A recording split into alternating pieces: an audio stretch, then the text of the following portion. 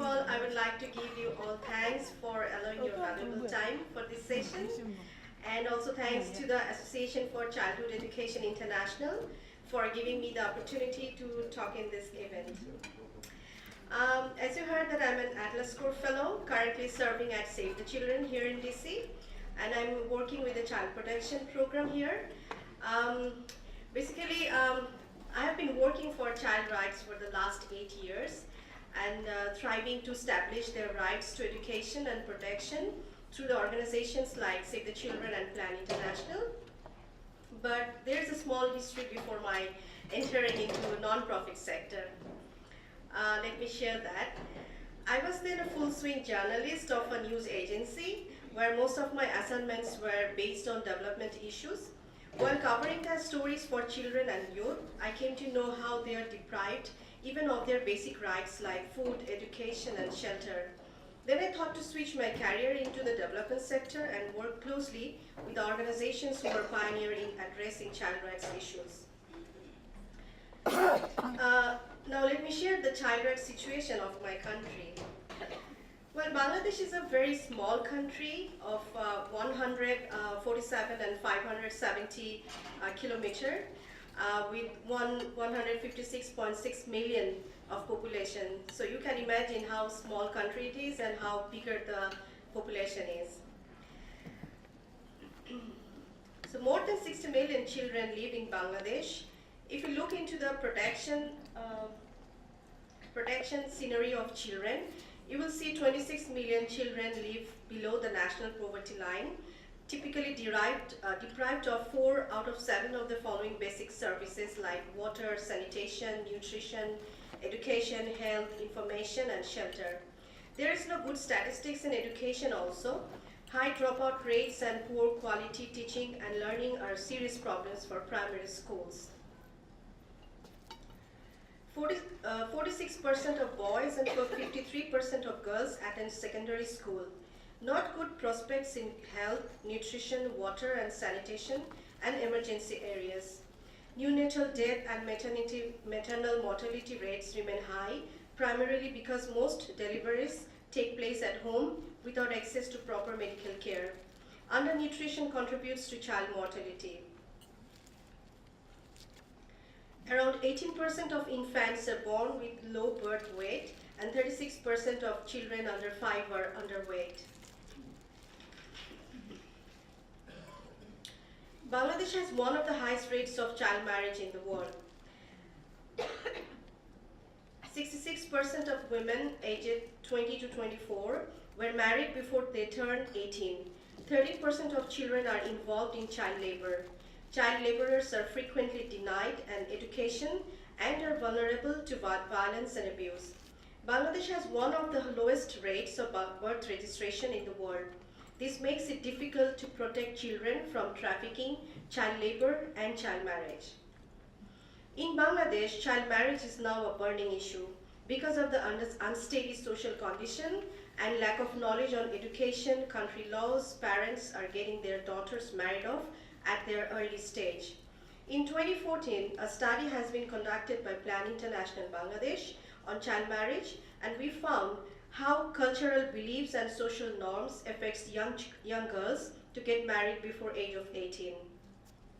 Especially it happens in the rural areas. Parents think if they are able to get their girls married early, they will not have to give a big amount of dowry.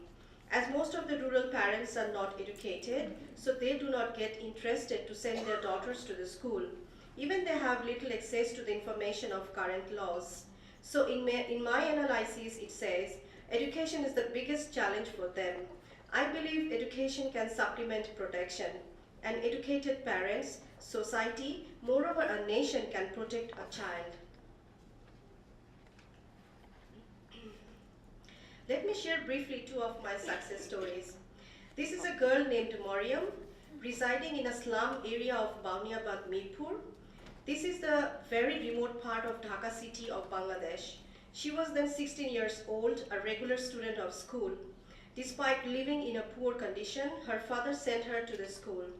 She was struggling along with her other 4 siblings to at least complete her junior school. But some stalkers changed her aspirations. They used to wait outside of the school and tease her till she got into the house. They gave her indecent proposals and threatened her to throw acid if she disregarded them. Finally, she stopped going to school and became a frustrated human. While working with Plan International, we started giving them training on life skills, karate, and swing. After attending 3 months full course of karate, she became a changed person. Now she's very confident and bold girl. She is now never afraid of the stalkers, moves freely, and the good news is that she has started her school again. Another story. I was then in Save the Children struggling with the policymakers formulating the National Children Policy 2011. And I, with my child rights governance team, successfully did the advocacy to set 18 years as the definition of child and marriage. So you can see the latest pictures of Bangladesh. Now it's been 3 months. It's going the strikes and other incidents are happening now. So there are 64 districts in Bangladesh, and the issues related to the children are different from one district to another. Also, we have political instability and some religious reflections which hinder smooth development. Still, as an activist, I try to meet almost all sorts of crises that children are facing in my country. I have covered nearly half of the total districts and seen the potentiality of children. It's just only the poverty, ignorance, lack of opportunity, improper planning that made the children remain behind the development. I know that alone I cannot, but with all, I can. I have to cross many miles. For this, I need to acquire new knowledge, develop my skills, and adopt new technologies. Through my fellowship here, I'm learning new knowledge, gaining new ideas from other fellows and professional groups, establishing my networks. I'll be back to my country with these assets and start my own non-profit for the children. My experience says that child marriage is a lifelong violence and it's like a cycle. Once you start, it goes on and repeats generations after generations unless any miracle happens. Because it's a very much related to education, economic empowerment. So my initial plan is to take advocacy program which includes children, their parents, community, local government, and relevant ministries for women and children affairs. Training on gender and child rights policy, forming parents group and arranging co-tiered meeting, creating social protection group consists of children and local government officials, arranging theater for development in the community for creating awareness, using community radio for delivering message, arranging life skill training and economic strengthening activities like small business initiatives. I found that birth registration is one of the powerful means to stop child marriage. Also, I think government's cooperation is very important to achieve social change. So I will enhance strong lobby to the government for this issue. I respect every cultural norms, beliefs, and practices of a community. Even I have grown up with some certain beliefs and practices. Let me give an example. Dowry is a very common practice of my country, both in rural and urban areas. It has become a part of our cultural beliefs. Bride's parents has to give a good amount of dowry, either in cash or in kind. In rural area, things are more critical. Sometimes parents of bridegroom break the marriage if they don't get dowry. That is why parents think if they can marry off their daughters at early age, the amount of dowry will be less.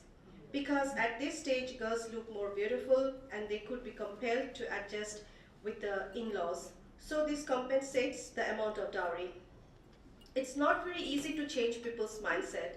So in this case, social change makers has to respect their beliefs and practices. Sometimes direct communications is not the best way. It's important to find the influential people of the community and convince them first. I found that religious leader, teacher, political leader are the good sources of spreading the positive message. Also, before making any steps, take community people's opinion on it. It makes them feeling included and not excluded or unwanted. It really helps me to move forward. The good thing is that as per the Literacy Survey report of Bangladesh Bureau of Statistics 2013, the country's literacy rate of the population aged above 15 reached 59.82%, while the illiteracy rate is 40.18 and the literacy of women is 55.71%. I think this is the outcome of continuous advocacy and mass awareness that social activists are doing now, and I feel proud to be one of them. Lastly, I would say that being a master of international relations, I know how important diplomacy is. It can break, it can make relations. Education diplomacy is a very new thing to me, but when I went through its nature, I started believing that someday this will be one of the important sources of building leaders. I'm awaiting for that day.